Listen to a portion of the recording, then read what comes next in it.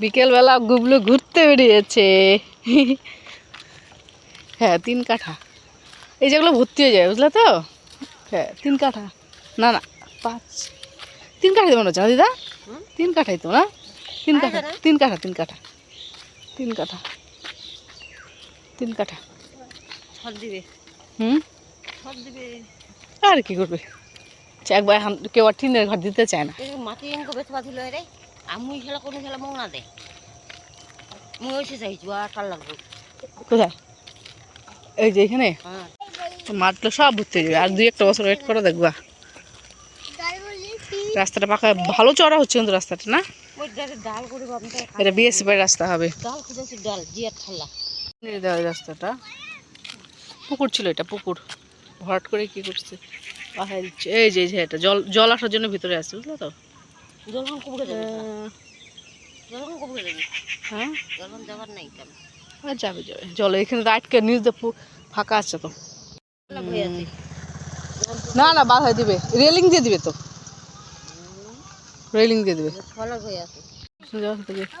চাপাতি বাগান যখন ধরা পড়ে আস্তার কতলা তো উঠিবে।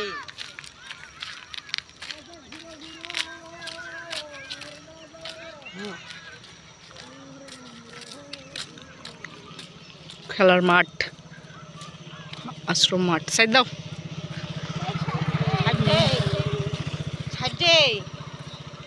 গুবলু কি করে ওগুলো পরে যখন ওগুলা বসে বসে দেখবে আর নিজের ছবি দেখবে আর হাসবে।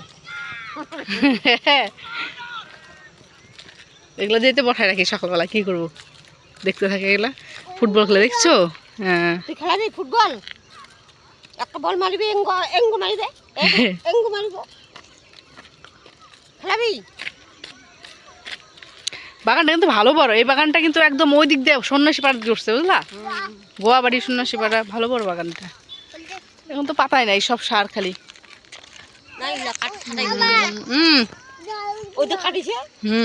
হ্যাঁ এটা হালকা ছাড় দিছে, এটা বেশি ছাড়ছে বুঝলা, আর এটা বেশি ছাড়ছে না। বাবা ওরা খেলতেছে না, বড় বড় ছেলেগুলা খেলে, বড় বড় দেখছো।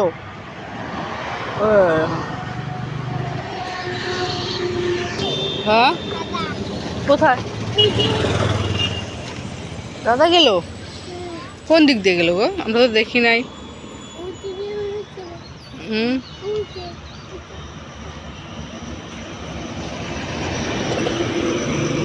চলো বাড়ি চলো। এগুলো কিন্তু আমার কোলে, কোলে বলতে পিঠে উঠে বসে আছে।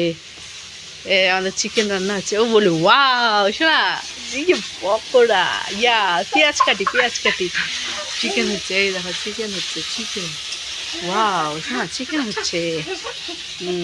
দাঁড়াও দাঁড়াও দাঁড়াও বাবা, বেঠো বেঠো, পেঁয়াজ কাটি, পেঁয়াজ আমার দেখি তো।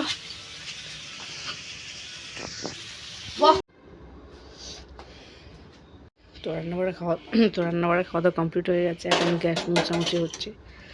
চিকেন রান্না করলে রাত্রেবেলায় গ্যাস ট্যাস মুছে রাখি, নাহলে মা সকালবেলা ওই চা বানায় তো অসুবিধা হয়ে যায়। রাজকুমারী খেয়ে দিয়ে ঘরে গেছে, সবারই খাওয়া হয়ে গেছে, শুধু মা বাকি আছে। তো আমি গ্যাসটা মুছে ওই যে ঘরটা আবার মুছে দেবো, খাইনি মা এখনও। তাহলে সকালে কাজটা, তাছাড়া মুছে দিলে কী হয়, সকালে কাজটা অনেকটা এগিয়ে থাকে,